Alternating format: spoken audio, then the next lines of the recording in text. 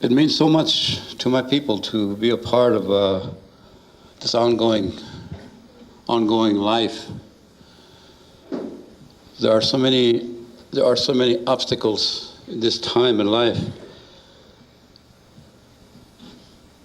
The culture and the language we have is something that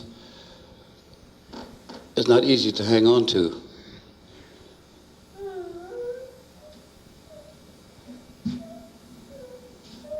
I spoke my Lakota language from the time I was able to understand life itself, when I became conscious to light and life. And I didn't learn how to speak English until I was 10 or 11 years old. That was probably one of the hardest things in my life, to learn how to speak English. First, I must think it through my mind in Lakota, then I could say it in English. And any time people can talk the way I hear professors, very intelligent people talking, I take my hat off to those people, because to me that's something that we have in our language. We don't have a sense of pausing. So at this time, I'm going to make that invocation. For that time in my life, the one thing that was taught to that younger generation was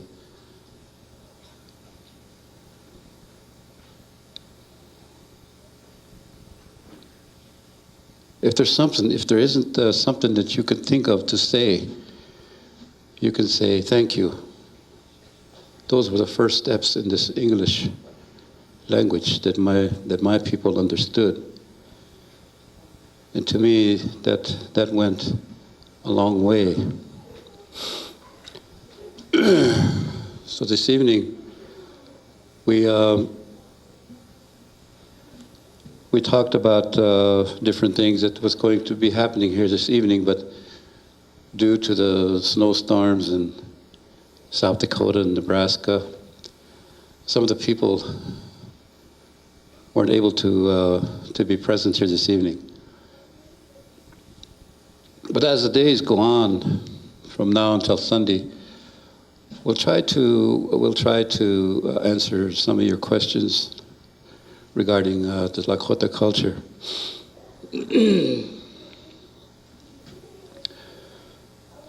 So at this time, if we can stand up.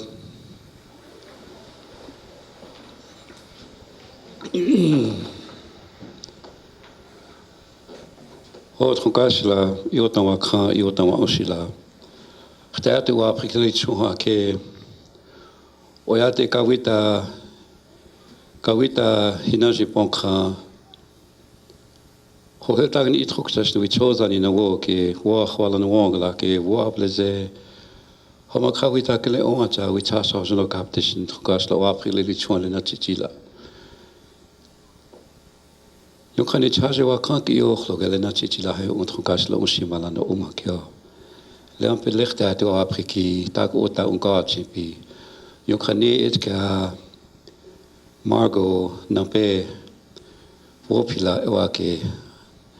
I extend my thank yous to Margo Running, for having that part in her mind to bring together people to better understand each other as who we are,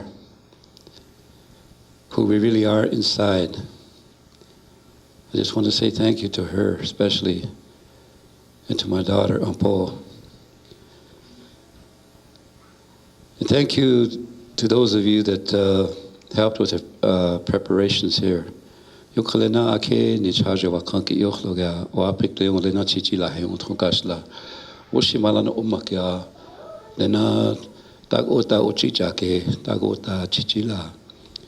Yukho ayate kana kecha hinaji pitako achi pi unka lenani e wain chalake makha ki letan iachu na wicha shawaya kare unka eta u hinaji ne ake wo pila e unka yunka khoshkala kawanji feel crazy bull makha kanakja makha opta o manikare na wo ke wanji wanji hi enkte ija ya ta wanji achi o khaniele na wala ke na niele na solia ke hechchi o aprikeli chu ha wichasha o teo hila ta ko ka chi pi yo khalena akini charge wa khan ke yo khlo ga o apriki chone na ochi cha ko khalena hechi tukte makha ke le aka ha hechi tu nal hel hechi tu na ohina hechi tukte lo homi ta ko yo yas Aho, you may be seated. I'm going to sing a song just briefly, then I'm going to talk a little bit, and then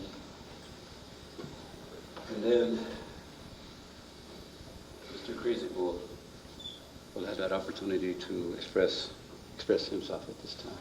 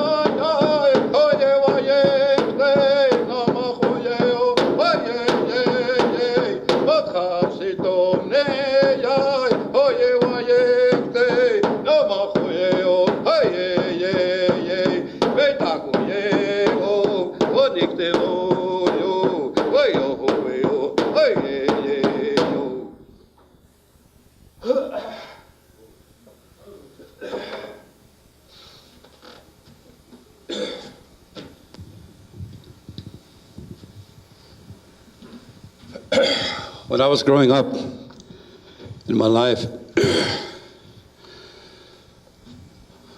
I heard my elders talking about it's really hard to be Indian. That's what they used to say. It's really hard to be Indian. Only at a certain time in my life, I understood what they said that many years ago. And by that token, I understand that we understand things a little bit clearer as we get older. Something I heard today is not going to make any sense to me.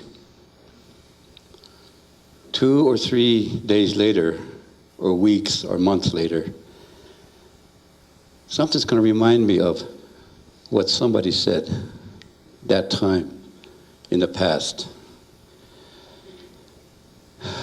So that that allows me to understand that the spirit, the mind, and the body, we feel are connected. But we think about it. The mind is faster than the body. My body could be sitting in this chair, and my mind went around the world and came back. My body is sitting here, and my mind jogged 10 miles and came back. So therefore, we must understand that this is an example of what the mind and the body must come together. So when we age, that's when we can really make sense of things that we hear, the things that we see, with one of our 5 senses. 5 senses. The antennas must be up at all times to be able to gather things that you see, the things that you hear. And the most important of all, for me in my life, is common sense. Common sense. And my 5 senses. And my instinct to survive. The animal has an instinct to survive. So we, as the human being, we have that instinct to survive also. So that, again, is the true essence of being the Lakota, man of this earth. So that's what my people talked about that time, the man of the earth. The man of the earth. Wonia Wakang, the very oxygen that we breathe from day to day. So we try to understand things that we see as we walk on this journey on this earth. The things that we see. Can you hear me? The things that we see, the things that we hear. We often feel that we can learn these things and to be able to do just like that person did. But little we know, the things that are sacred or just become part of our life. Just a part of our life. Rather than to grasp something and to do it. That's something that's not practical. So to me, I just wanted to express that this evening, to be able to let those of you that are here this evening to try to understand what this native, what he is all about. Maybe you see him as a lesser person, but the instinct to survive is something that we have. If everything was taken away today, we would survive. Because we don't have the tendency to panic. Because when we became conscious to light and life, we gave up that part, knowing that there is life, there is death, there is light, so there is darkness. So we prepare ourselves from the time we became life, immediately prepare ourselves for that part when we're going to pass over. We try to cleanse this body. We try to flush this body out of the things we put in it that don't belong in there. That meaning preparing ourselves for that part, to be in that spiritual part. So when my people talk about people passing over, the body is gone. The body is gone. But the spirit remains here. The spirit remains here. So even as we talk, the spirits are congested. Even as we're just sitting here, listening, talking, the spirits are present. So that's why we make things understand the parts that are very, very true. And these are the things that we have as our whole. For you, it would be it would be something, a harvest, something in reserve, something that you put in the root cellar. But to my people, the very things that we have in our life to survive is our culture. Culture. And our culture, little we know, my identity is not my long hair. The brown skin is not my identity. My language is my identity. My language is my identity. Every human being has a culture, regardless who you are. You do that part and look back on your family tree, and somewhere you have a culture. But we stop to think on this path. When we think back, Mitakuye Oyasi, meaning all my relations.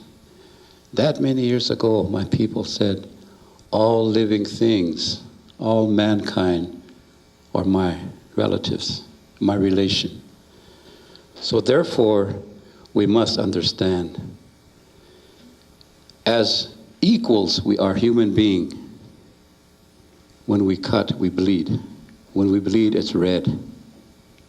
Just think about those things. We are equal.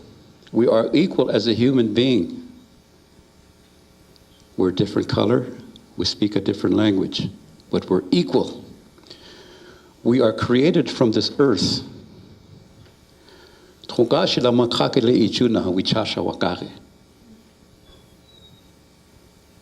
That spirit took this earth and he formed a man. So there we are. We are from the earth being. We have to understand that. We have to accept that. And to be able to accept that, we must sacrifice different things in our life, whatever that might be. To me, I'm not here to tell you where I've been and where I'm going. That isn't important to me. I'm here to let you know that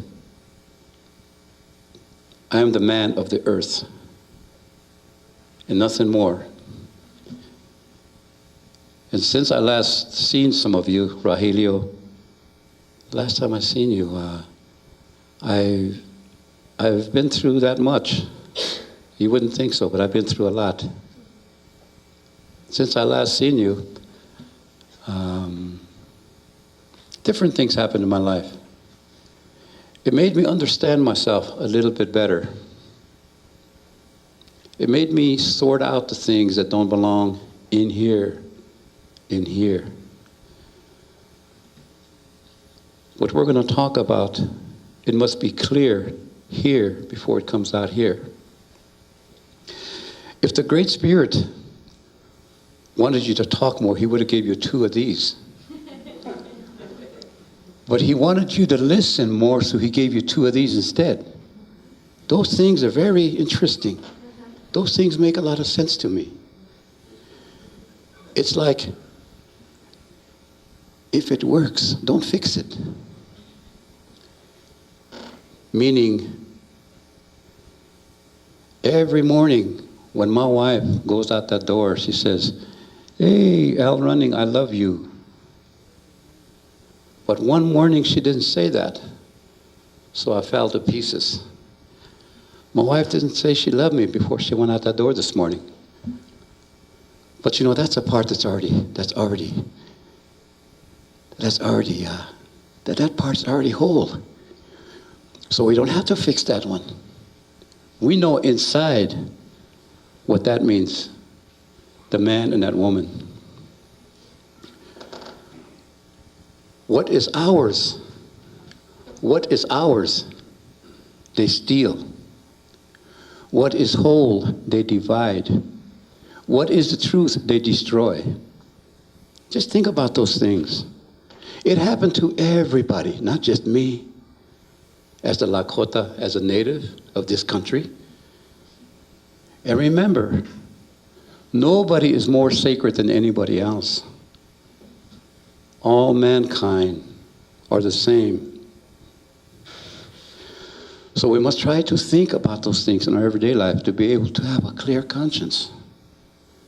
So for me, to try to have that clear conscience, remember I said that. I emphasized that word, try. Only thing I could do is try to be not so much a better person, not so much a lesser person, but a different person. Different. Different is good. That's the way I understand it, life. This English, this language. But when I speak my language, it's altogether different. My language is like, it's like finger painting. It's like pouring water on a piece of glass. It just goes just everywhere. It's got a good ring to it when I speak my language. And I could just close my eyes and I could see everything within there when I close my eyes. And that spiritual view my people have is this way and this way. But forward is everything that we see that is part of life. But when we see it from here and from here, it's become spiritual. So those things are very important in this life. It's like I said, for my people, if you have an older brother that's still living, you're not an elder. So one would think Al Running is an elder. No, I got an older brother that's still living. So like I told you when I came in here, I said I'm still picking up after my elders. I'm still sweeping the floor, washing the dishes, and packing their luggage, and I'm still doing that because I'm still a follower. So that's the way it is in our culture. But I enjoy that because when I'm following these guys, I'm learning a lot of things from these guys. And one day I can say, hey, wait a minute, I heard you say that, and I heard you say a little bit different before. Then they kind of say, well, you shouldn't be listening so much. You shouldn't be watching me so close, you know? But that's okay. That's the part of the teaching that I grasp just by being their helper. Their helper. Okay, Al Running is here.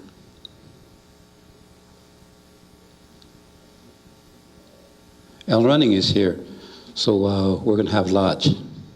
Okay, Al Running is going to set up the fire. And so if you see me, no, Al Running don't set up fires. And he don't do this, he don't do that. I do, because I'm still that person. I'm still that follower. If you can understand that part, that's good, because that culture pertains to my people. Sioux. A lot of you understand Sioux. Sioux is country. Sioux country. Lakota nation. Because we speak Lakota language. A lot of the words we use in the Lakota language starts with an L. And to the east of us, across the Missouri River, they speak with a D, Dakota. And to the north across the Missouri, there's the Nakota, they talk with an N. Some of the words are pronounced the same, but meaning something else. Dakota, Nakota, Lakota. So I'm from the Lakota band. So, to me it's really important for me to be here, to try to be of some help to Margo. That time in her life, one day I said, we just think about what you do in your life, and one day we're going to have a ceremony, and we're going to give you that Indian name. Nampe Wakhan Win. Nampe Wakhan Win. Sacred Hand Woman. So, anytime we're going to give a name, an Indian name to a person, we think about it for that long. The preparation takes that long, gathering things for giveaway to feed the people. So that's where that part came in. It was a 3 rather than a 4. The 3 was song, prayer, and food. Those 3 things that we had to have to be able to bring people together. But there's a part there. If I come to your house, if you feed me, I'm going to leave. But I'm not going to leave until you feed me. That's that's old Lakota, ancient Lakota secret. I'll tell you that. So if I come to your house and you don't want me hang around, just feed me and I'll leave. So this evening, it's good to see all of you here tonight. And that's got to be Ted back there. Wastelo. Oh. Something just tells me that Ted wore a hat. I never met this gentleman, but something tells me that's Ted. I had a chance to talk to him and meet with him and sing with him, but I think I'm doing a lot of this Indian time. I was supposed to have been there at 4 and I arrived at 7 or something. So I do that a lot in my time. So this evening, I just want to let you know that these people are present here. These people are present here to express themselves, to let you know about themselves, who they are. Because that's what this is all about, is family, people coming together, bringing people together to express themselves about their culture, about their language. And to me, it's these gentlemen walking up here, they made my day. They made my day. And above all, I didn't get a chance to really meet these gentlemen to see what they do in their life, but Phil Crazy Bull is a sun dancer. He's from the Rosebud, the same place, the same reservation I come from. He's a sun dancer for 17 years, sun dancer. Pierced, pulled the buffalo skulls. This young man here, that's the kind of person he is. He's dedicated his personal being to the Spirit. Anytime we do anything spiritual like that, we sacrifice our life to be that. We think about that born, unborn, elders, people in general, and to be able to express that to the Spirit. So any time that you hear my people talking about Spirit, they're going to say, "Tonkashila, taku eprekile na namichich uo, taku echamogile na wamichanka." The things that I say, Great Spirit, listen, hear me. The things I do, watch me and see me. Those are kind of the way that we express ourselves in our everyday life. So this gentleman here is Phil, Tom, Ted, Victor Smith. These are the gentlemen that you're going to be hearing talking about things that they feel they need to express, that they feel the things that's inside of them that they feel really comfortable with. So if you see me, I'm still that follower until that time. And when I become that elder, you're going to be the first ones to know about it, because I'm going to look you up and I'm going to tell you, I'm an elder now. I'm going to sit here, bring me some coffee. So I'm the guy that's taking the coffee and the sandwiches to these guys now. But there'll be my time, so I could do that. I just want to say about that much this evening. And I'm going to give this, hand this over. And if at this time, if Nape wants to say something before these gentlemen start their evening by talking.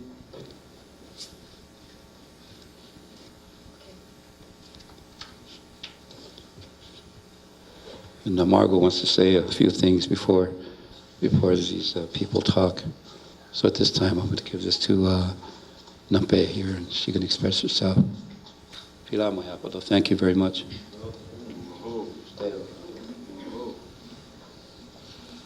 Thank you. Good faces. 2 years ago, I didn't stand up here. I gave it all to them. But this is 2 years more of being in this community. I've lived here almost 10. And I'm finding that my heart has something to say. And that's why I'm doing this again. Because the beauty that I see that these people of the earth represent is very deep. And that's why we're all here. And I feel that it needs to be represented more by the native indigenous people so we can be more part of the earth. As most of our cultures, I don't know you, but most of our cultures didn't give us that training. So I feel part of what we need to learn in this community and many places is how to ask, honor, respect not only the earth, but the people that have the tradition, have the elders that they learned from since they were little. There's something to that, not to discount our own personal dreams and visions and awakenings of, yes, I need to pray on the earth. Yes, I need to have a fan or some sage. It's a good awakening. But I feel we can't have that wholly without respecting these people and their generations, without looking to the elders of our community. There's 7 tribes surrounding Sedona. And I'm wondering how many of you have been to those tribes, have a connection with those people, or if you're from another area, what people were there before you? What ancestors put prayers in that land where you're now walking? I just feel that these earthways are important to include that, or they're not complete. How can we pray for the earth we walk on and ignore the people that were there before with that same intent? And I feel like there's a mysterious, wonderful gift awaiting us the more we as Sedona people turn to our neighboring tribes and honor them because they've walked here before, because they put so many prayers into this land, and ask them, what do you need? How can we help you? How can we share? Come to Sedona, visit us. Because right now, the tribal people I've met, Sedona's kind of a joke. Be careful, Sedona, They'll market anything you do, But that's our way. But how about, hey, let's go to Sedona and visit our friends. Let's see more tribal people in this town walking with us rather than us being a joke. Because we're not. We're sincere. I know we are. That's why I feel comfortable presenting this. So each person, as they talk, they're going to introduce themselves. And they're all honorable people individually. And this is the first of many. And hopefully it won't wait 2 years to happen again. More tribal people sharing. And more of us really hearing and not just taking it and adding it to our tour or our little workshop, How do we do this respectfully? That's my question for myself and for us. And for them, how do we pray on the earth and not offend their traditions? It's a very important question. You ask any traditional Hopi, and they're offended right now. How can we heal that? The earth prayers aren't going to work until there's a feeling of unity with our neighbors. And I know we can do it. I know we can do it. If I can do this workshop by myself and ask my friends to help, that's a little thing. But I know it's going to grow. So that's my hope. There's a few changes this weekend. Like Al said, Lydia, Bernard, and Gerald, they're all battening up the hatches, so to speak, putting sod on the earth because it's getting cold really quick. So they chose not to come. But it turned out good because then we started asking some friends. This is going to be more intertribal sharing here, which is excellent. So all the schedules, like it said on the flyer, but we've added Monday night. Because Wallace Black Elk will come tomorrow night at 8 o'clock. He'll walk in the door right off the airplane from Flagstaff. So because he's coming a little late, we're going to do another one Monday night at 7 at the Unity Church in West Sedona. So that will be everyone sharing. And then he'll take off on Wednesday. Tonight he's at the Whole Life Expo in LA. He is an elder, and he can't stop sharing. So, but he's quite happy that these youngins will get a chance to really speak their piece before he starts yakking. So, everybody get something to drink? Okay. I'm very honored to have a person I've never met here tonight.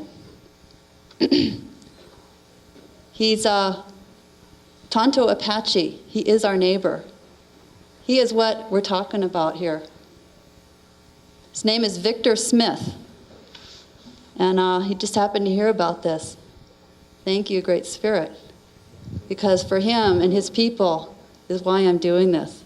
So I'd like to pass this on to him, for him to share what he has. Oh, I can't stand up very much. Kind of had a fall and kind of damaged my legs, so I'll just sit and talk a little bit. I'm a Tonto Apache from this area, Boynton Canyon, Verde Valley, all the way down to Payson, down to Roosevelt. This is all my tribe that were originated. And we have a very great interest in our sacred ground, which is the name up here, Boynton Canyon. We have a story in our tribe that goes back as far as the flood days. So we still have our own religions and gathering there every once in a while, every year, and it is a part of our religious area. There's other shrines and sacred grounds are along this rim, which extends from here clear down to Roosevelt. This rim goes above Payson. The same rim here that goes down.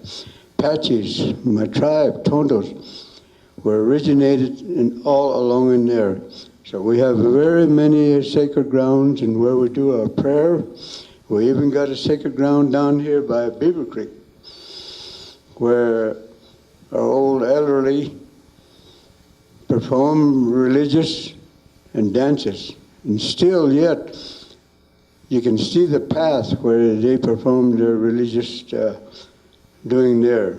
It's down just below Ranger Station on Beaver Creek. Ranger Station, just a little ways down from there. So we have a lot. Us Tonto Apaches from Verde Valley, this was our area. All down this Verde Valley, as far as Roosevelt. Many things are still sacred places here. And the main one is from Boynton Canyon. You can still see the history in Fort Verde, Camp Verde Fort Verde Museum. It'll tell you a lot about the Boynton Canyon. There was thousands of Apache right here in Boynton Canyon that was gathered. So I just wanted to tell you that Boyden Canyon is one of our religious ground. And we hate to see buildings, people coming, destroying all this place.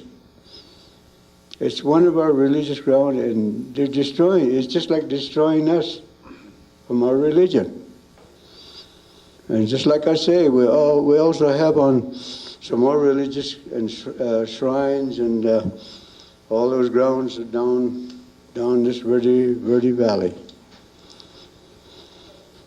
But we try to talk to Washington, D.C. and tell them, say, hey, help us.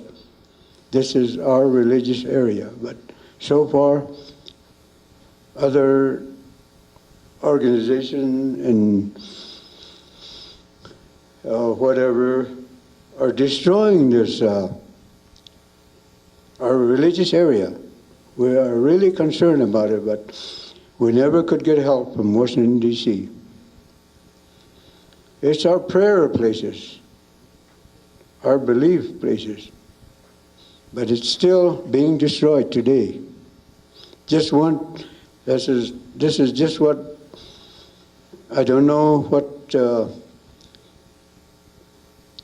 to say about this place, but since this is the first time I ever spoke on the telephone, on this microphone, and I wanted to express that my relatives, my people, were the ones that were here before the white men ever came. But now it's being destroyed. And we can't do nothing in Washington. They just ignore everything they can. We can't preserve, we can't save it. But it's a religious thing for us. So I'm hoping that some of these tribes here that come from long ways maybe could help us on this kind of a thing, you know. And my folks and my relatives originated from here. And the history and the story comes from Boyden Canyon. That's the Tonto Apache in the Verde Valley. So that's about all I can say about religious. And I don't know who's going to take the telephone next. I mean the microphone. So I'll give it back to you. Oh, Piloi Apollo, thank you very much. Mr. Smith, thank you so much.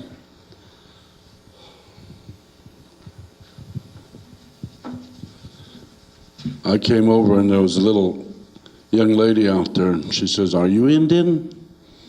And I said, "Yeah." She said, "How come you're dressed like a cowboy?" I said, "Isn't tonight Halloween?" I'm a little, we Indians are always late.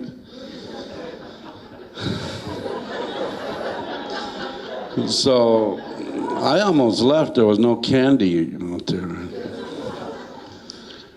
But my name is Apache Hered Malapish, kills of the fog.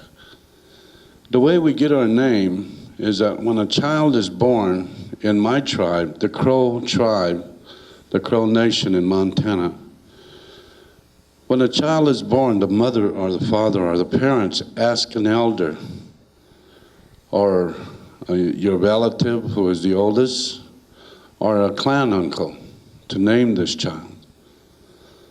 And so my mother asked my uncle, who is now 84 winters, and asked him to name me because he is a medicine bundle carrier. This is his story to me. He said, "I thought about it, I prayed about it, I fasted about it. I couldn't come up with a name for you. So, and your mother was anxious for you to have a name. And so I said, I'll give it one more week. If I do not have a name, then maybe it is that someone else was named this child." So we got hungry that week because we ran out of meat. So your auntie and I went hunting. We went down the Bighorn Valley. When we got to the bottom, a fog had set in. He said we couldn't see. So I said, let's go up over the other ridge. And it shouldn't be foggy on the other valley. But when we got to the top of the mountain, there was fog everywhere. And I said, my boys who are older than you, I said, they must go hungry for one more day. I said, let's turn around and go back. He said, so we did. As we were coming down the mountain, he said, I was thinking about you. Oh, what to name that little boy. And when we just about got to the bottom, the fog opened up in a circle. And on the road we just went over stood 5 elk. He said, I shot one of them, and I saw the 4 ran in the 4 directions. I skinned him. I prayed to the Maker, thanked our little brother, the elk, that he would feed us. Then, since I was thinking about you, I said, aha, I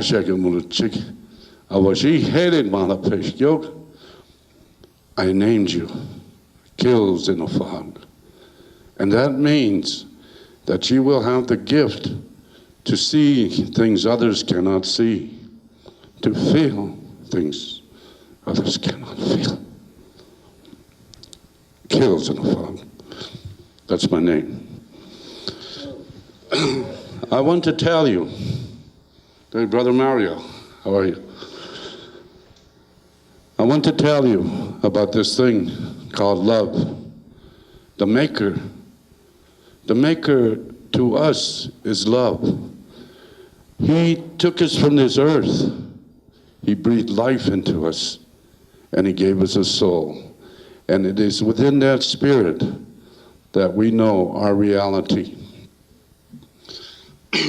In our language, Lakota, Tonto, all these languages, we have no goodbyes. We always say, see you later, because we believe there is no death. This body may go. We believe in the 4 directions, the 4 winds, the 4 colors of the children of Mother Earth, red, yellow, black, and white, the 4 seasons. So in us, human beings on this earth, we also have 4 seasons. We are infant, we are youth, we are adults, and we are elders. These 4 we can't get away from unless the Maker takes us sooner. He may have other plans for us, but we believe he's love. There is some of us that love him too, and we serve him with love. We do not believe this evil one, this trickster, has horns, long tail, a pitchfork, and walks on hoofs. We don't believe that. You made that up. We do not believe he's going to come to me and say, Kills in a Fog, go kill that man right there. He doesn't believe in me. Then I would say, didn't you write somewhere or something, thou shalt not kill? Oh no, this is different. This is war. Go kill him. That would be like a dysfunctional God, right? He'll need large counseling. We don't believe that. We believe he is love. Serve him with love. Don't serve him out of fear. If you do, you just subjected yourself to a dysfunctional family. We believe that this Mother Earth is alive. There is a lesson in the trees, in the wind, the rocks. If you are lost in the woods, don't know the direction, go feel a tree. The north side will always be the coldest. The next year to the right is the east, okay? That's it. And on the plains, where my brother comes from, the great Lakota, they go down, and and look at the grass. The grass always lays to the east because the winds come from the west and the sun comes from the east, and they reach for it. These little things have made us survive throughout the years. I tell stories that are true. In this legend of the Rainbow Warrior, where the east will meet the west, the north will meet the south, where the place where red Mother Earth is, and the flower will bloom. My elders' country here, Sedona, Arizona. This is the red earth mother. This is why we are gathered here today. This is why we've come, to make this flower bloom. Because our beliefs, our traditions, our culture, our language, just like the brother says, has never changed. We don't have to read books. Books are good if you don't know it. But for us, it's been handed down to us for so long. It's automatic. The spiritual world is our reality. We know things others don't know. That's why we want to share. We don't hang on to this power. We will not abuse this power. All of you are my brothers and sisters. All of you are from Mother Earth. One God. Aho.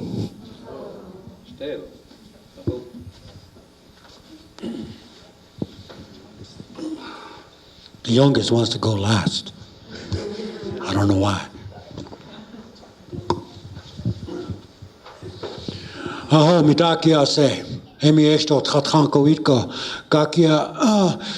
Kakia sikango hemitra oyate. My name is Phil Crazy Bull.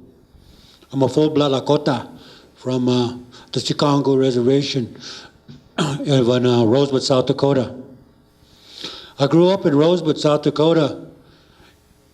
I went to an Indian mission school. Then I went to a Rosebud boarding school.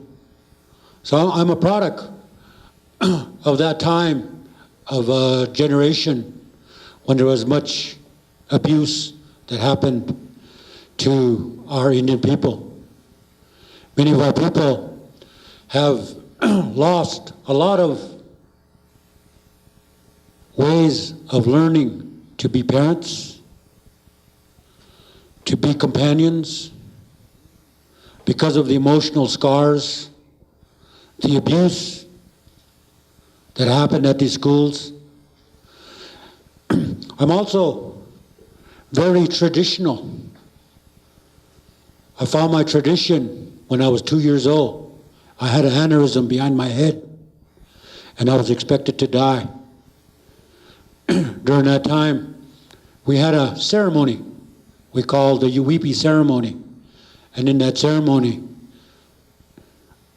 no medical science could help me because it was so close to my brain that if they operated, I would die. And so I went to my own people. And through my own people, I was able to be healed. And today, I'm a living person in that way. I received a Bachelor of Arts degree from the University of Colorado. I'm receiving a master's degree in clinical psychology from the University of New Mexico. I'm also going to attend the Vancouver, British Columbia, and pursue a clinical psychology degree. And so it's not just that I'm just a person here as a Lakota, but I also walk in your world too. I'm also, this year, I'm a brand new baby. I became a medicine man on February 19th, 1996. I received my altar, my PhD in my world. Soon I'll be receiving my PhD in your world. But that doesn't make a difference. What makes a difference is you. You are the people out there that have come to hear us speak about our way of life. Our way of life is about becoming a whole person. How do you become a whole person in Lakota spirituality? How do you find that way? How do you know what the next step that you're going to take? What is your ambition in life? What can you do for the people? Many times we go through our lives asking that question. We question ourselves, and yet the child within us will not let us grow. And so when we recognize that we have inabilities in our life, we as Lakota people depend strongly upon our own beliefs, our own belief in what it means to go on a hambelecha. To you, the hambelecha is called a vision quest. The vision quest is a 4-day ceremony. And then in that time of that ceremony, you go without food or water for 4 days. And like my brother had said, 4 is a very sacred number among our people. 4 days without food or water. 4 days for being a child, for being a young person, for being an adult, for being an elder, for the 4 directions, for the 4 seasons, for the 4 stages of the moon that goes across, for the 4 winds that come. These ceremonies are something that we cherish, something we would die for, or die doing them. Like my brother said, I'm a 17-year sun dancer. And I take that very seriously. It's a very serious commitment to make in your life. It's not something that I look at as saying that I want to do something for myself. It's something that I want to do to help the people. In our Lakota way of life, there is no color. There's no white man, black man, yellow man, red man. For when you go into that Inipi ceremony and the door is shut, we are all the same color. We are all one heart, one mind. And in that way, when you use the Inipi, you should never abuse it. You should always consider those rock people that come in to be very sacred. For they're your ancestors. For without your ancestors, you would not have knowledge. For knowledge comes when you seek. The rock people, they hold the language of the songs. They hold the guidance and the teachings of survival and struggle.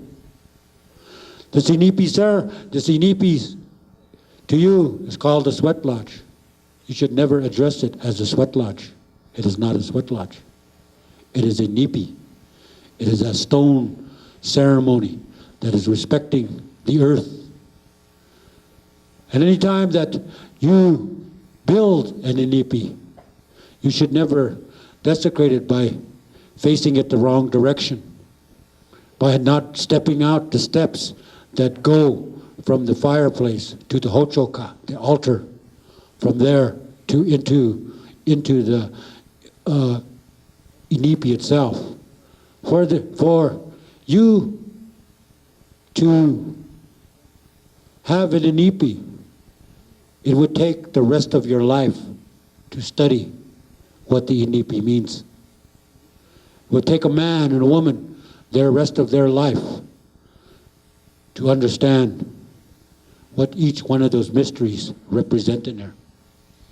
Likewise, we have our other ceremony, the Wiwangya Wasipalo, Wakan, the sacred Sundance. The sacred Sundance is not about having a good time. It's about coming together and beginning a new year. It is a new year when we have Sundance, just like you have Christmas. And during that time, it is also 4 days. 4 days of dancing in the sun. 4 days of piercing. 4 days of going to the sweat lodge. 4 days of making relations. 4 days of singing. For the thunder and the heartbeat of the sacred Sundance should never be desecrated by not understanding the rules. We have very simple rules to our Sundance way of life. And some of those rules we'll be discussing and sharing with you throughout these days that I'm here. There's also another ceremony that I'll be also discussing and sharing with you.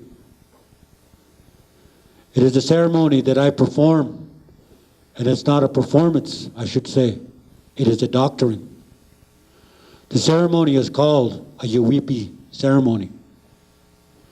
And in this Yuwipi ceremony, it's about reverency. Many times, medical science goes beyond and can't heal people of their cancer, their emphysema, their eczema. Many of these diseases that go unhealed can be done through our Lakota way of life. Even though I'm only 9 months old in this ceremony, I've already performed almost 24 Yuwipi ceremonies throughout the United States. Many of them had been cancer patients. Many of them had been AIDS patients. And today they are walking around. They are living examples of what Lakota spirituality can do for you. If you believe it, if you walk it, if you make a commitment to it. And like we have Lakota people have said, we respect all religions. And when we respect all religions, we come to that word that everybody knows and everybody shares. For it's a greeting, it's a gift, it's a prayer, and it's a healing. And I leave with you that tonight. Aho, mitaki ase.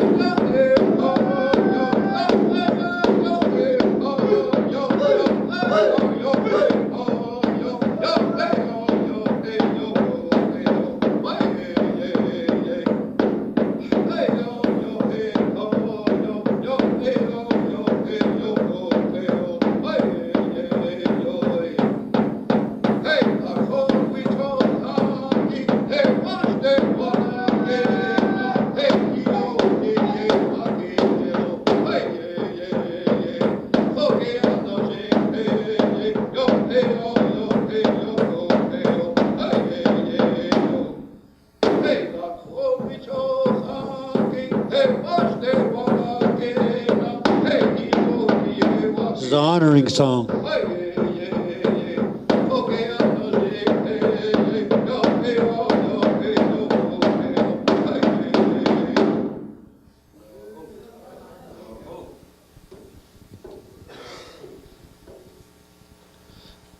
Good evening.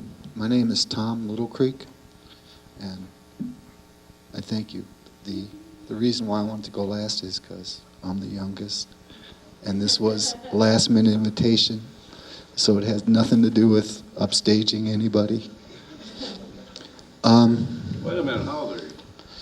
I have 5 grandkids.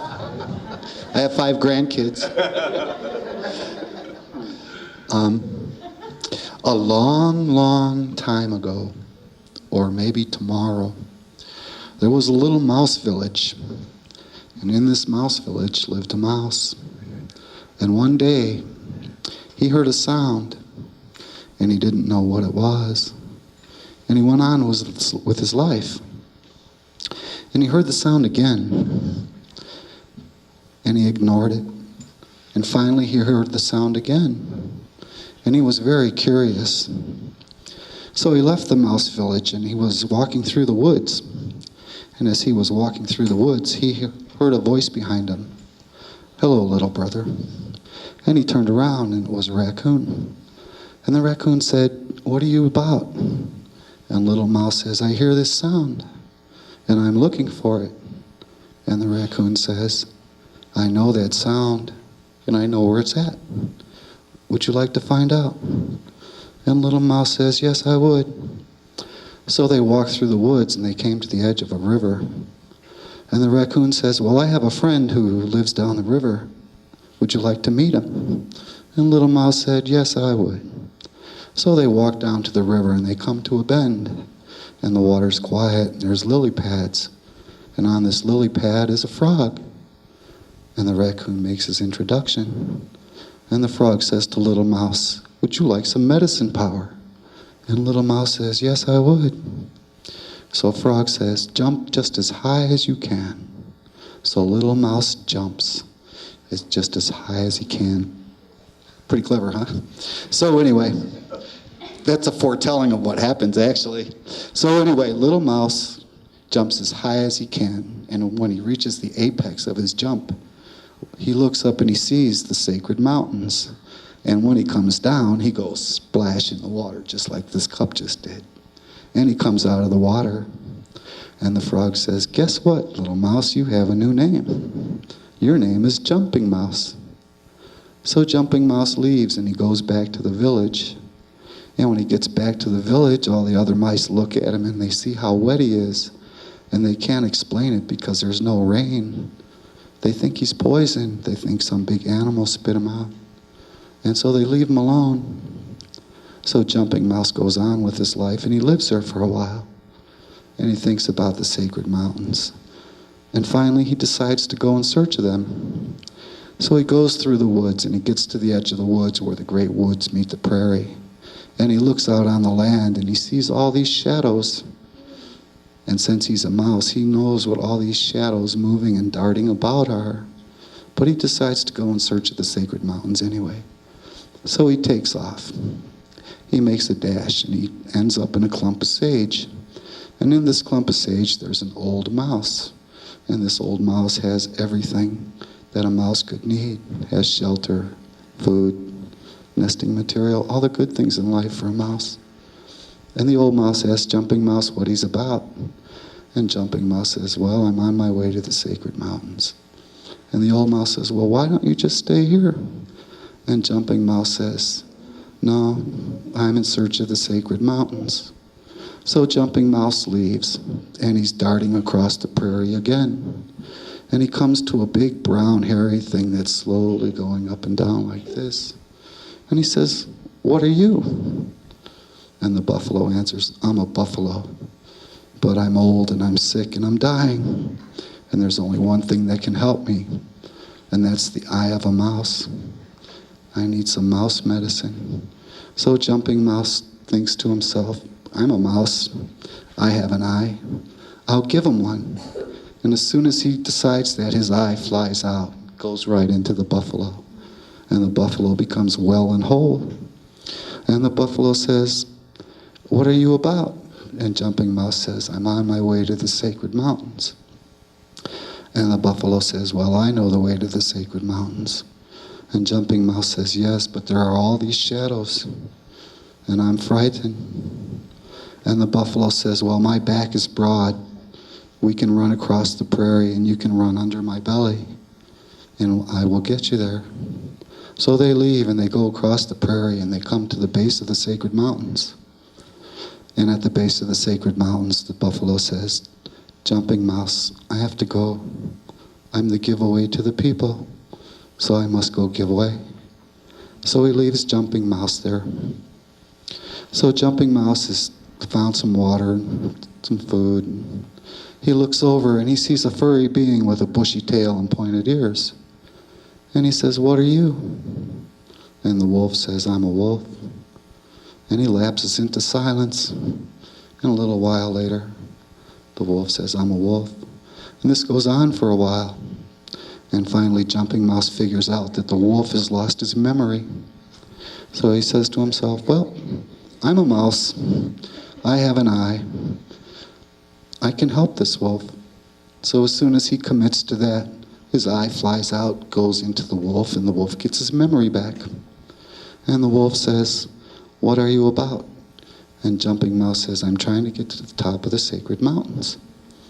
And the wolf says, "Well, this is your lucky day, Jumping Mouse, because I happen to be the guide to the top of the sacred mountains." So Jumping Mouse grabs the wolf's tail and hangs on because he can't see at that point. And the wolf takes him to the top of the sacred mountain. And the wolf leaves him there, and he says, "There's this beautiful, great big medicine lake right here." And the wolf says, "But I have to go because I hear people at the bottom of the mountain who need my help and assistance." So he leaves Jumping Mouse there at the great medicine lake. And Jumping Mouse turns because he's thirsty, and he drinks from the great medicine lake. And he turns around and he walks away, and he feels this shadow on his back, and he hears the cry of an eagle, and he feels this terrific impact. And when he wakes up, he's very surprised. His vision is fuzzy, and he hears this voice. The voice says, "Jump as high as you can." So Jumping Mouse jumps, and he gets higher and higher and higher. And his vision becomes clearer and clearer and clearer until he sees perfectly. He's jumped so high that the wings of the wind have carried him a far distance. And as he passes over the great river, he looks down and he sees the frog on the lily pad. And the frog looks up and says, "Jumping Mouse, you have a new name. Your name is Eagle."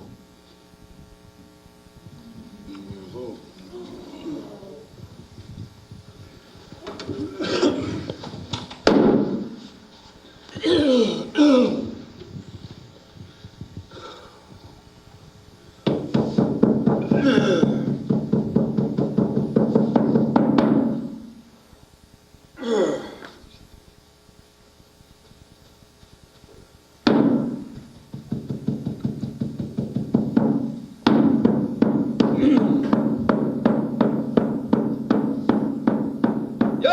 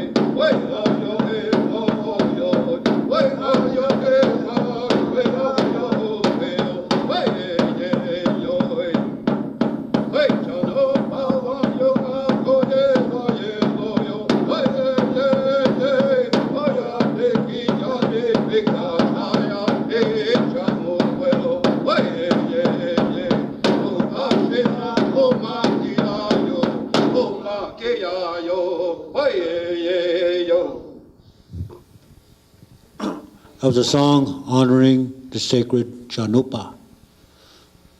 Oh.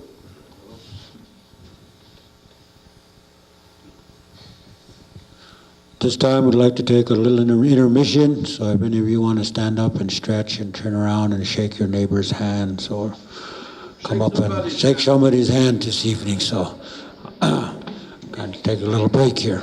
I will shake my friend's hand.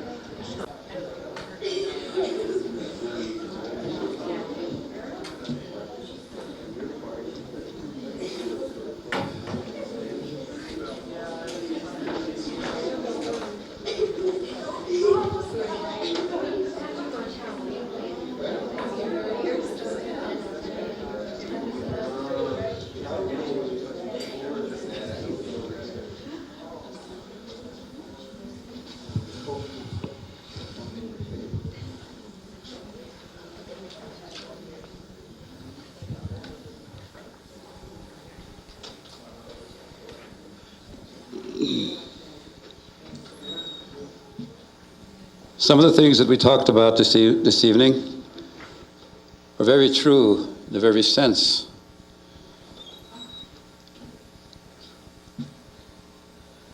We have the knowing system, not so much the believing system, because we are part of this earth. We are connected to this earth. And to me, anytime I think about these things, it reminds me of people. And when I say people, I can consider myself in that particular circle, being that less fortunate, if you will. To me, I feel better looking up at my friends, wherever I might be.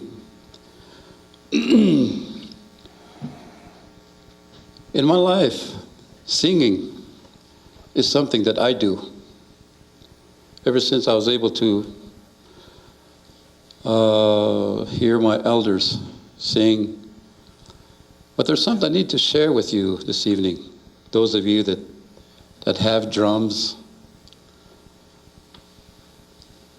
It's not the size of the drum, or it's not the double side or the single side drum. The secret is in the drumstick. Drumstick. Hand me that drumstick, my friend. I hope. Now, this drumstick I'm used to singing with. It's soft here, like what you use to roll your paint. Then there's people that choose to sing with a harder drumstick, that part. But for me, everybody has their own taste, so to speak. So for me, I prefer a shorter drumstick because I have more control of the drumstick and the control of the beat of the song. So it isn't something that you can just pick up and just something that you just can't do overnight. As well as I can truly say that the things that I'm talking to you about, I didn't wake up one morning knowing what I'm talking about. It took me that many years to really understand.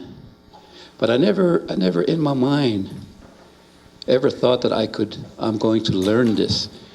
I just gave up my part in saying, I'm going to do it. So from that time in my life, I said to myself, I can do anything I put my mind to. I can do anything I put my mind to. So that's my motto in my life. I can do anything I put my mind to. But you know, there is that other part of us who, regardless who we are, we have that part that we feel that we want to deny. If we could just stop and listen, the world itself is so small, we can put it on the tip of a needle. That's how small this world is. And when my people understood that this world was, Sister,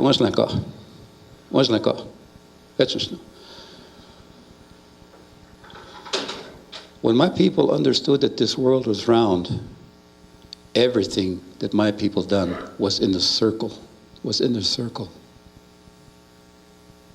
Our teepees, our sweat lodges, anytime we came together to sit and talk, it was in a circle. You had to go the full circle. That's what you said. So guys like Mario couldn't take any shortcuts. They had to go the full circle. And if it made it square, guys like me, the helper, would be taking the shortcut at the square corner because I'm in a hurry. Those things make a lot of difference. These people up here talked about Lakota names, Indian names. I was given my Indian name that time in my life. This man that gave me my Indian name said, I want this young man to be first in everything he does. So my name is Trokea Naji. Trokea Naji stands first. That's my Indian name. Stands first. Trokea Naji. So therefore, in my life, I try that much harder to be that part, that fulfillment that man wished for me to be in my life in this time. It's interesting to see and to hear people describe their own culture, their own ways. But it's also interesting to know that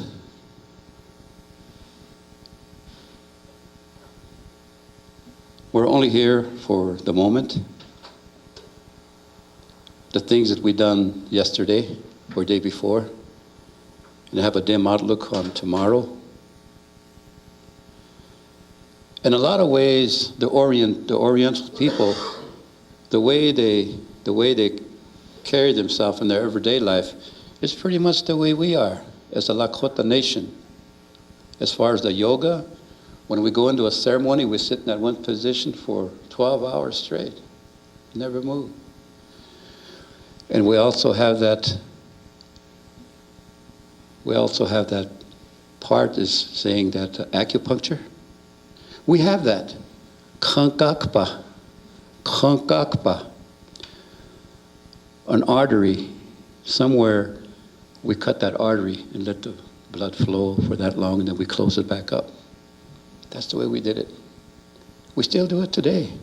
So in the ceremony, even as we speak, there are ceremonies somewhere amongst my people.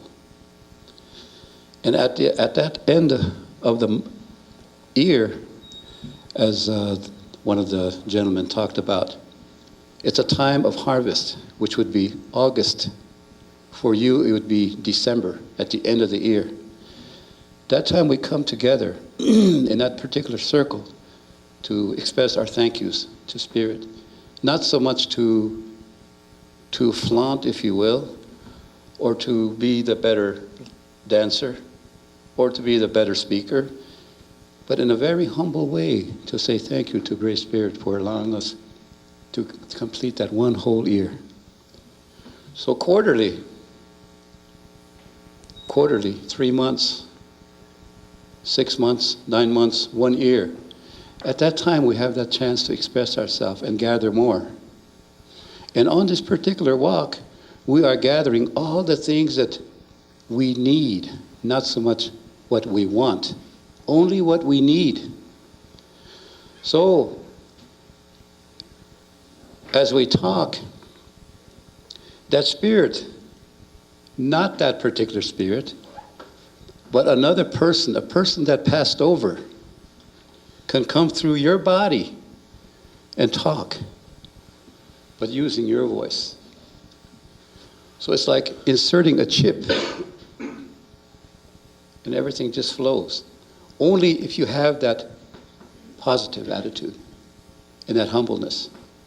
To me, that's something that's not easy to have in this time in life, But those are the things that we must understand. Tomorrow, if we're here, then we'll have a better understanding what happened today. Maybe we could change that a little bit. But it's very important to be able to adjust to things that are foreign to you. And when those foreign things become simple, it's spirit. Silence and simplicity. Those two things are as close as you're going to get to spiritualism and spirit itself. Wichanari, spirit. So when that comes about, you're the only one that's going to be able to understand that. You're the only one that's going to be able to hear that. Wow, I heard an eagle bone whistle. Did you hear it? You're sitting here. No. You're the only one that's going to hear that at that time. And it was loud. I thought everybody else heard it. Oh no, this guy's going crazy or something, you know. That's the first thing that comes to our mind. But no, that's the way it is. Spirit comes about when you least expect it. So in my life, the way I adjust to this time in life is through songs. So that's what I do, is I do a lot of singing. If there's something that I heard, then I pick it up and I understand it and I can sing it. But again, to my favor is my language. So that becomes really easy for me to pick up these songs and learn how to sing them. But again, we talked about the drumstick. It's not easy to sing solo with a drum. Think about that. You see these people sitting around a big drum at the powwow. You ask one of them boys to sing solo, he can't do it. That's something that takes a lot of practice to be able to sing solo. So I just want to express all these things around this drumstick, because that's my life. That's what I do. I do a lot of singing. And times when I'm alone, I do a lot of that, singing and going over and then putting words into it, honoring songs, spirit calling songs, spirit leaving songs, spirit talking songs, inviting spirit songs. Everything has a song, whatever it is. So when we go to fast, like these gentlemen talked about earlier, we express ourselves through a song rather than so many words, because that's what the Spirit is expecting, to hear you sing, to express yourself through that song, rather than just somebody said, I think Margo said, oh, Al Running is going to yak all night. But you know, that's okay. That's a part that we enjoy. One of my friends here, my brother, I'm older than he is, but he's bigger, so I'll just call him my big brother. He said something like, you know, humor. Humor is the key to our people. To have that good sense of humor is Indianism at its best. But again, on the other hand, our identity, once again, is our language. And the things that we need are the things that we gather during this harvest, blending together to create a flavor for ourselves. Nobody else, because there are no two taste buds alike, as well as there are no two minds alike. So we adjust to those things that we pick during that harvest, so we can better have that fulfillment whenever we express ourselves to Spirit. And to me, that's really important. I'm going to sing a song, and then one of my brothers is going to talk. Sing a song.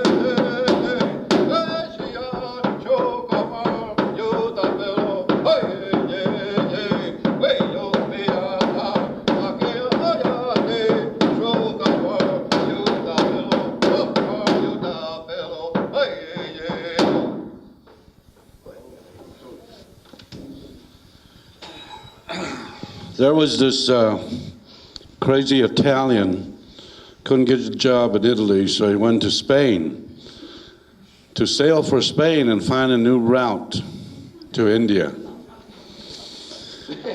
And he sailed away and came to these shores, and he met our people there. And he called them West Indians.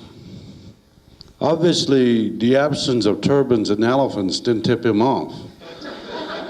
But that's how we got the name Indians. There's a lot of people that, some of our younger people and our older people too, go march on somebody and say, hey, we don't like the tomahawk chop or the Atlanta Braves. But that's okay. It's okay that they do that. But the energy of this group, of Al and Margo and my friend, is going in the right direction. I don't care if anybody calls me an Indian. I don't care if they do the tomahawk chop or the Washington Redskins take the Super Bowl. I'd rather see that than the Dallas Cowboys, you understand? But see, those things they don't matter to us. We care more of the well-being of us with the Maker, living in harmony with the Mother Earth, which is alive. I'm going to tell you the story about the legend of the Rainbow Warrior. There was a mother that brought her son back to the reservation. Son was 9 years old. And when they got there, she took him into the grandmother's house and said, this is your grandmother. He looked at his grandmother and looked at her skin and looked at his, and he said, this is where I belong. She looked so wise, this woman of 84 winters. And he looked around and looked at his cousins, and he belonged. He looked like them, but he's never seen this place. His mother takes him outside and said, go play with your new relatives. So he was playing there, but they spoke these words that he didn't understand. They were speaking their language, and it was like music to his ears because he heard it when he was in the womb. He would run and try to catch him. All day long they played. That night when they went to bed, he said, Mother, why did you not teach me these words? You speak it. And she says, I'm sorry, my son, forgive me. I was so busy making a living and getting you an education, I forgot to teach you. But we are here now, and you will learn the language. 2 or 3 moons passed, and he listened to the elders pray in their language and also in the English language. Every one of them would pray, and he would listen. He was soon beginning to pick up this language that his people spoke. But he didn't understand the prayers. He looked around the reservation. He looked at his elders. He looked at others that were bent over at a young age. He looked at others that were drunk. And he came in to his grandmother one day and he says, Grandma, old one, may I ask you a question? And she said, go ahead, my son. I see in your eyes it's going to be a good one. And he says, I go around and listen to the people pray. And they always say that the Maker is love, that he loves us. And there is nothing stronger than him. And he will protect us. That's right, my son. Then why is it that he sent a white man over and they pushed us together and they put us on a reservation and they killed us, they burned our villages, and they raped our women. If our Maker is so strong, why did he let that happen? Hey, she said, I have waited 84 winters for a young warrior like you to come and ask me that. None of the warriors here have asked me that, but you have started the legend of the Rainbow Warrior. That question is a warrior's question. I have the answer, but you must earn it. Go out there and make a bow. Bring me some arrows. These are the things that a warrior carries. The young man leaves, this little one of 9 winters, makes a bow, brings it back, gets the arrows, brings them back, shows it to his grandmother. Grandmother pulls the bow. It breaks. This can't even kill a rabbit.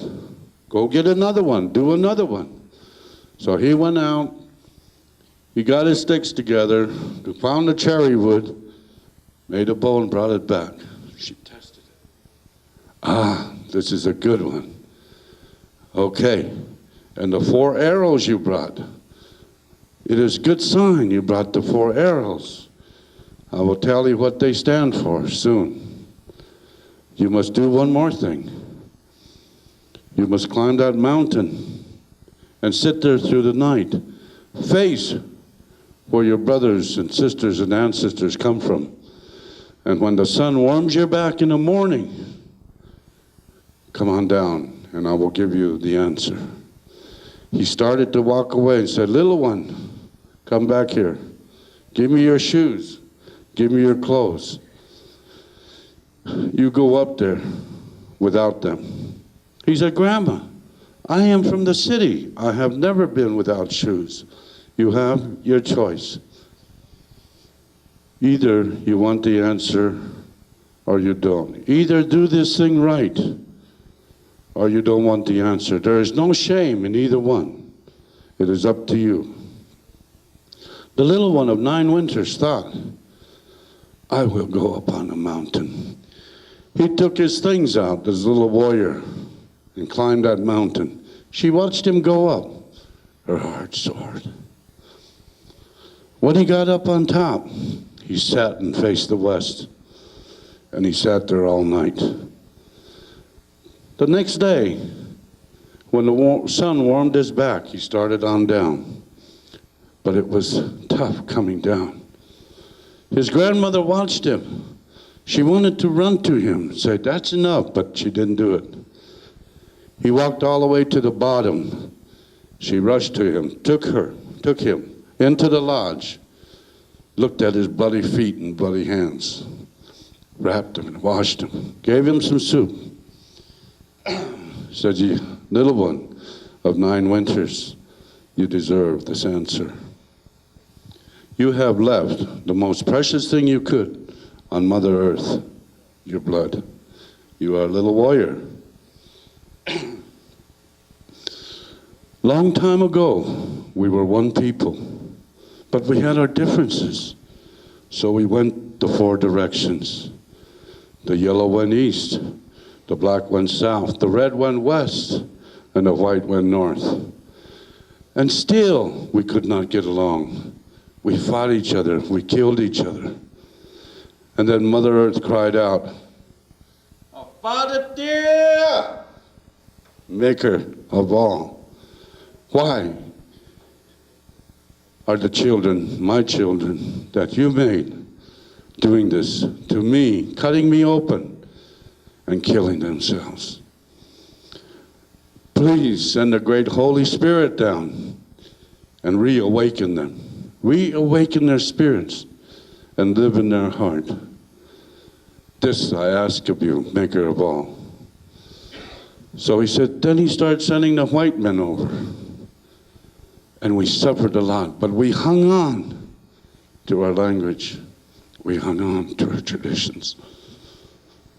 And when they put us on these tiny little lands, it is said that they will come and seek our wisdom.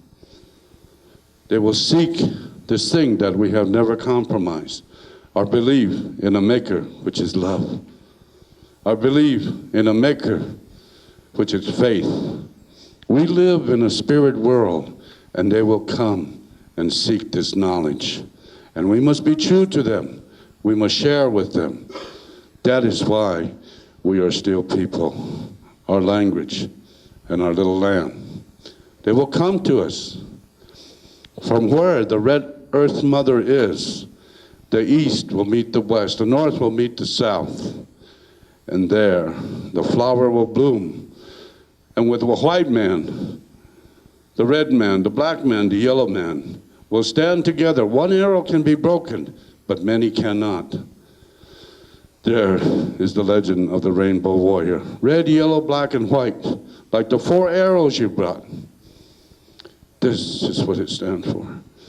On that Mother Earth, there will be people like Margo, Al, my brother, and you. Where we will stand together, the flower will bloom. This is the prophecy. This is the legend of the rainbow warrior. And we are here now. Oh.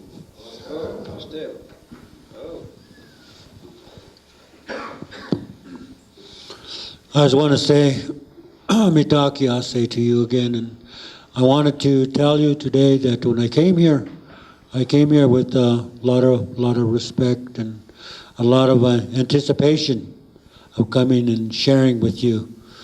And also, when I came to honor this land here. And when I came here, I purified. And as I purified, we sang a lot of invitation songs and a lot of prayer songs and a lot of Chanupa songs in our own Lakota language. And so at this time, I would like to honor this land by singing a song for the Hopi people. I also would like to sing that Hopi song is a spirit calling song. And it's something that they taught me when they took me into their kiva and presented me with a lightning stick. In my way of life, I carry lightning. And so they gave me a lightning stick and they sang this song for me. So I want to share that song with you, and also I want to honor the Dene people by singing a song that they composed at Sundance to honor Mother Earth. So I will sing the Hopi song first, and then conclude with the Dene song. This drum very symbolic because it represents the heartbeat. There's various ways that we acknowledge the heartbeat. How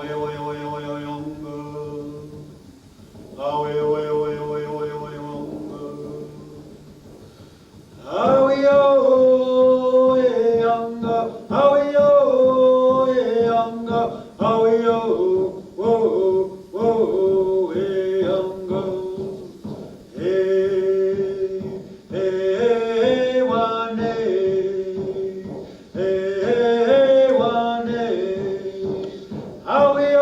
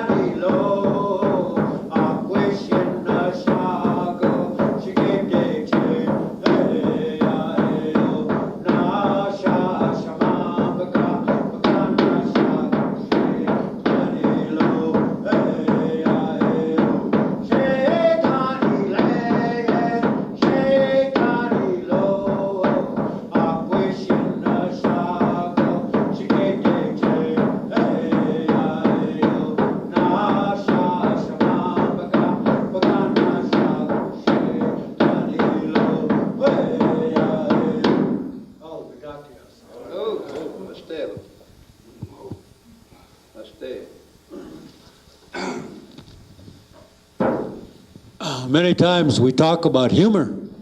So I want to close with what I have to say about humor. Each one of us have humor, and it's in all of us, and sometimes it's real good to have that kind of humor that heals you. Humor is healing. And so, this is not to pick on any kind of religion or any kind of way of, but I've been told these things, at Sundance by other Sundancers and things like that. So this is how this joke goes. I want to tell you a joke. One time there was a Lakota medicine man and the Pope. They were over there in Italy, and there was a big. All these guards were around this here telephone, big red telephone on the wall, and the Lakota medicine man asked him. He says, "What's that? Why are they all guarding that telephone?" He says, "Oh, that's a direct line to the Creator." He said, "Deshni, really?" He says, "May I use it?" He said, "Yes." So I went over there, used it, and he got through, and he came back, and the Pope was standing with his head bowed and shaking his head because he's been on her for about 80 minutes. Keep looking at his watch. Lakota guy came over to him and said, "Well, in Lakota tradition, we always, take care of things. So I want to give you all this money." So I gave him about $300. Took it. Well, he said, "I really hate to take it, but," he says, "that was a long distance call, and that's a lot of money to call the Creator." And so the following year, the Pope comes over to Lakota country, and he walks in this man's teepee, same red phone up there. And he says, "Hey, is that the same thing?" He said, "Sure enough." So he says, may I use it?" He said, "Sure." He was on there about 70 minutes, So he comes over and he says, "Well," he says, I want to do the same thing that you did for me." And the Lakota medicine man looked at him and he says, no, keep your money. That's a local call.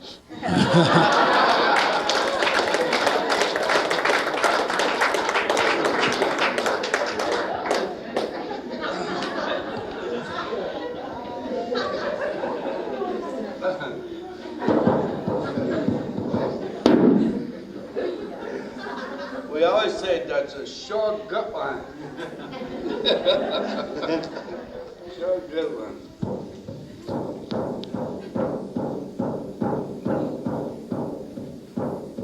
We are here, yeah, yo, way, yo, way, yo, way. We are here, yeah, yo, way, yo, way, yo, way, yo, way. We are here.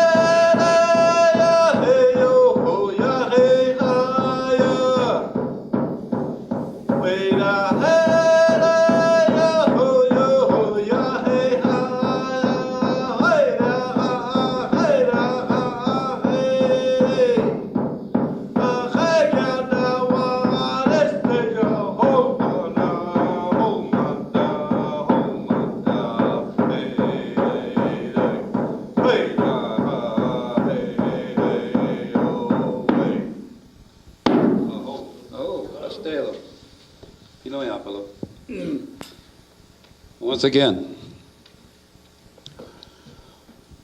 I try to go over some of the things that different tribes talk about, different minds expressing themselves about culture, about different things that we see on this path, the things that we gather, like I said earlier. But we, as the Lakota people,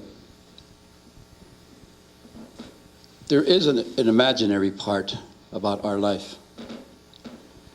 Anytime we could see a lot better when our eyes are closed. Reminds me of something that somebody gave me, and it said on there, when trouble at the camp, keep ears and eyes open and keep mouth shut. Something like that. Everything that happens in our life, it's a reminder, reminding us that there's something that we overlooked while trying to walk this path that we talk about. This particular path starts from the east. It goes to the west. The teepee that we talk about is to greet. Tongashila, meaning our higher power, if you will. Our higher power. And when we face that sweat lodge to the west, we're greeting it again for that day, saying thank you for allowing us to be here. So there's that significance there that we must all try to understand. It's not just facing to the east, the one ceremony, and the other ceremony is facing to the west. There's a significance about all of these things. We must try to understand that.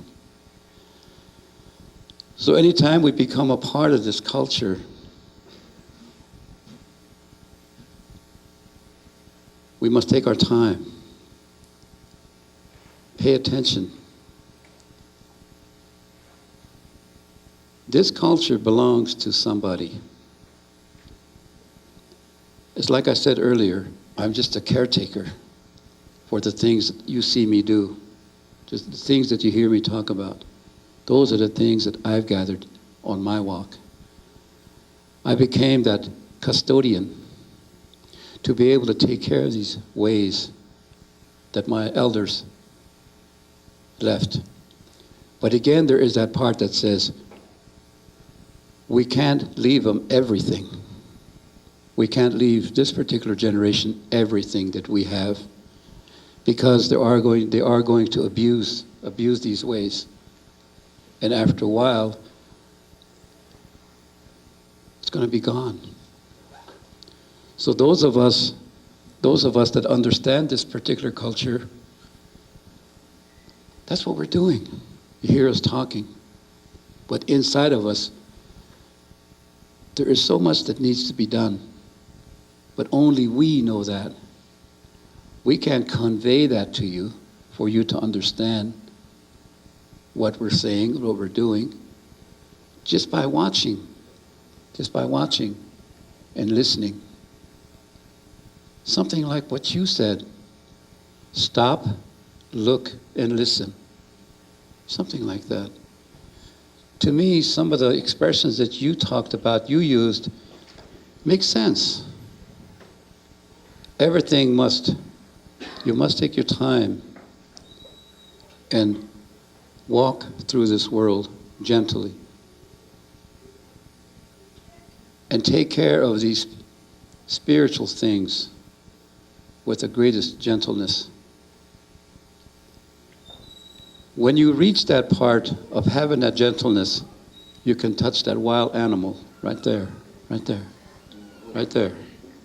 That's that gentleness that we talk about. And before you reach that, you must remember that key. That key to all of this is, we'll go back over to that part again, humbleness. Imaginary. It's a circle. It's a circle. So anytime I talk, always, regardless what direction I'm facing, in my imaginary mind, my back is to the west. I'm looking east to Tongashila, that higher power we talked about. For you, that higher power. For us is that relative.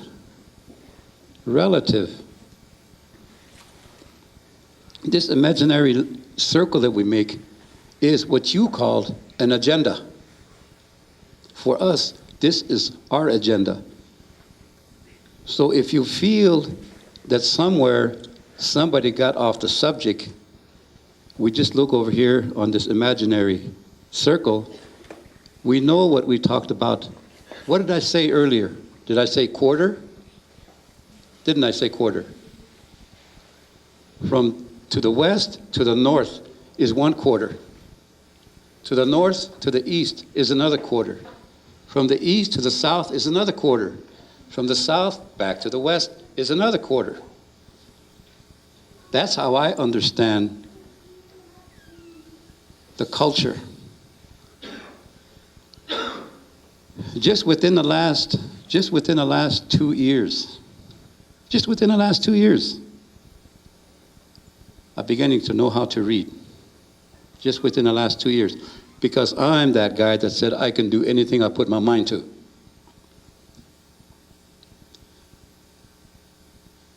So the next 2 years, I'm going to learn how to write. Because I'm that person that said that. Somebody said the other day, "Al, running, let's go camping." Give me a break. I was born in a tent.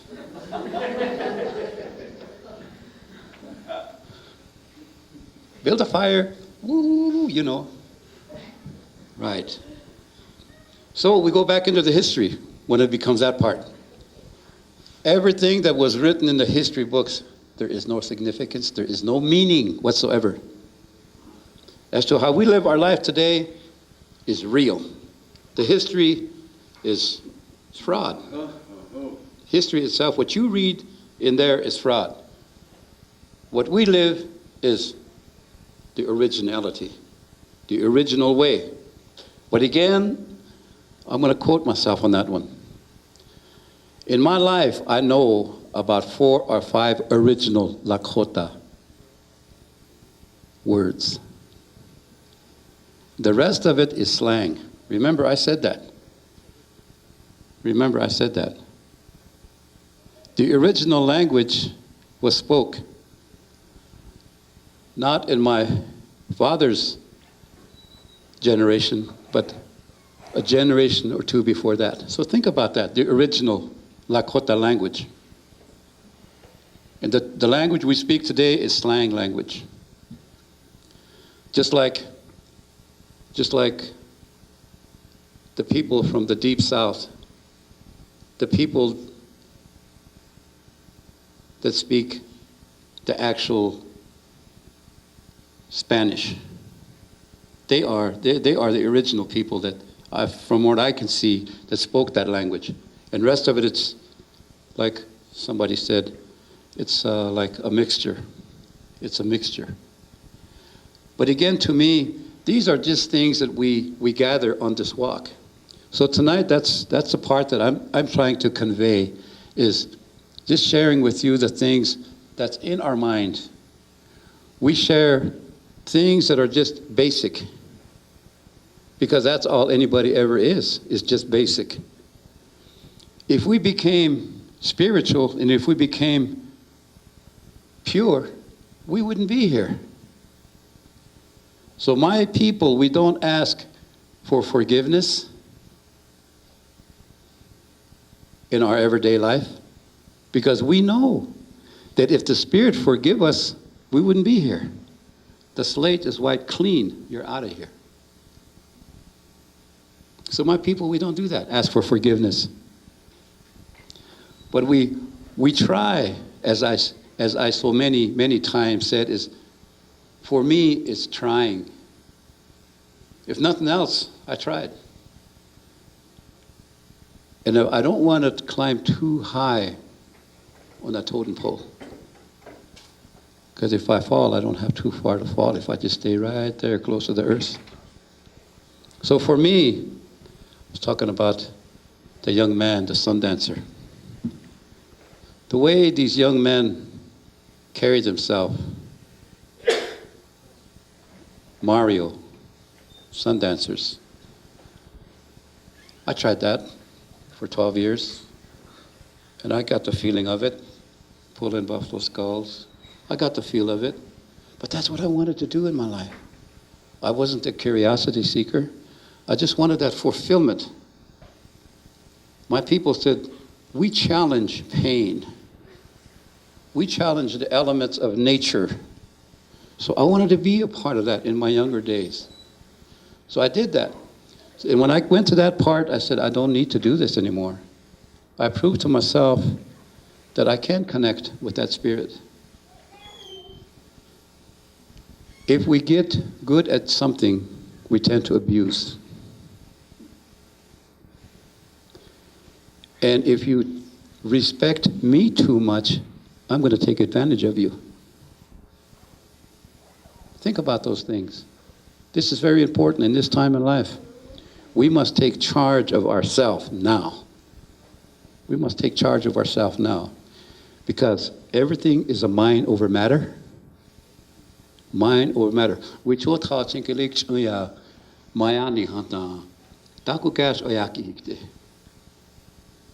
If you walk on this path with your mind, everything is going to be the way you want it, and nothing more.